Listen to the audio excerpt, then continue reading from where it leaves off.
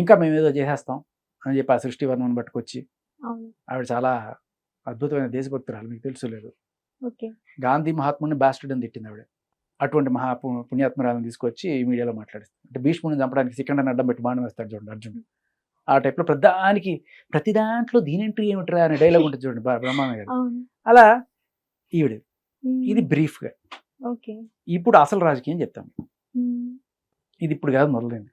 ఈ కథ నంద్యాల ఎన్నికల టైంలో మొదలైంది. నంద్యాల ఎన్నికల టైంలో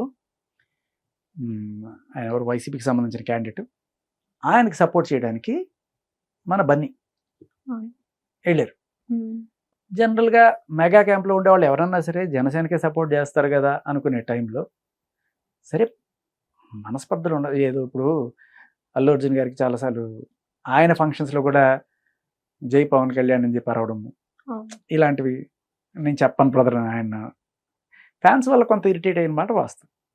దాని ఆయన పవన్ కళ్యాణ్ ఏం చేస్తారు, సరే వదిలేండి, మేబీ అదేదో ఆ ఈగోకి తీసుకున్నారు ఏమో. మొత్తానికి నంద్యాలలో వైసీపీ ఎమ్మెల్యేకి సపోర్ట్ చేశారు, కంటెస్ట్ చేస్తున్న ఎమ్మెల్యేకి. ఇప్పుడు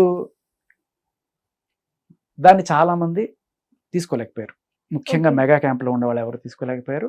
అండ్ అలాగే మెగా వీరాభిమానులు అయితే అసలు తట్టుకోలేకపోయారు. అందులో జనసేనకి జానీ మాస్టరు ముందున్న సైనికుడుగా చించుకుంటారు ఆయన జనసేన కోసం.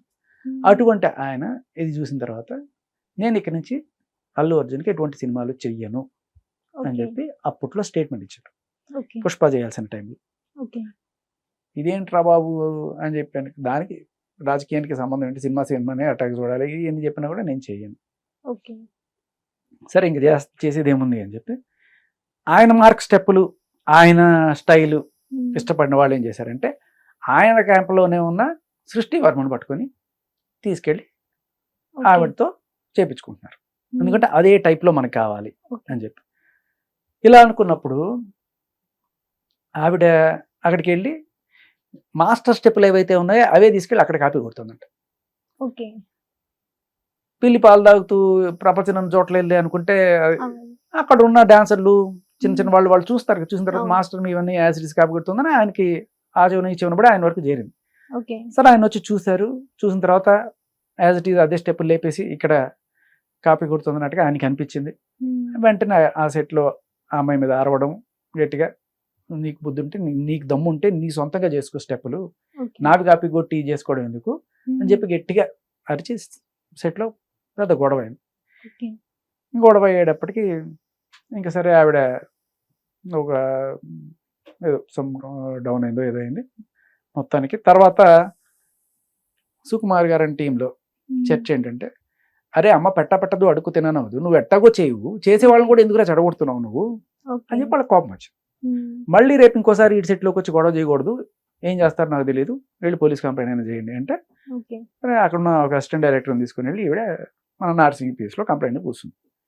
ఇట్లా ఏంటి కంప్లైంట్ అంటే, ఇట్లా గొడవ జరిగింది, దీనికి ఏం చేస్తాం మేము, ఇది పెద్ద కేసు కాదు, దీంట్లో ఆయన ఏం చేయమో మహా అయితే పిలిచి ఒక 41 నోటీస్ ఇచ్చి పంపిస్తాం, ఇది కాదు, దీంట్లో పెద్ద దమ్ము లేదు, దీనికి కూరలు లేవు, పెద్ద పెద్ద సెక్షన్లు పెట్టాలి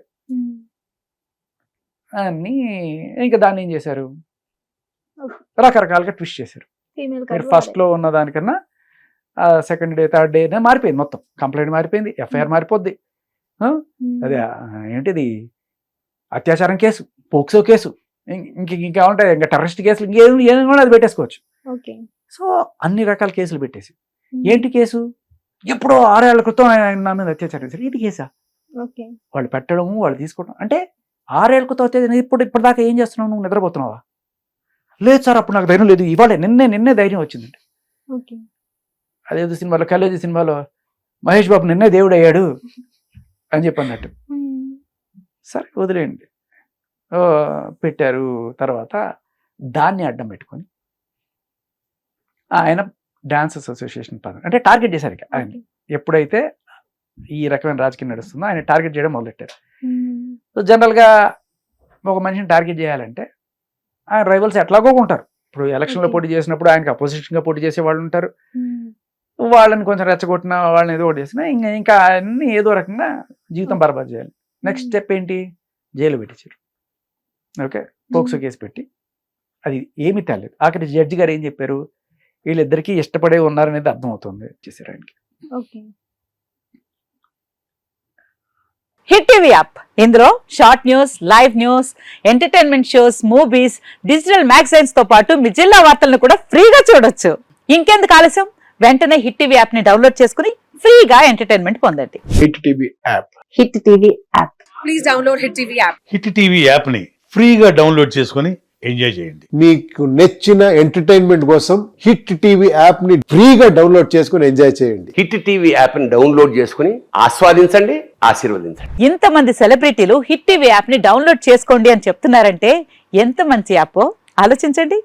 అమెరికా అమెరికా అమెరికా అమెరికాలో చదవాలనుకునే వాళ్ళకి విశ్వసనీయమైన పేరు మన శౌర్య కన్సల్టెన్సీ. UK లో 1 year masters, UK లో 1 year masters, 2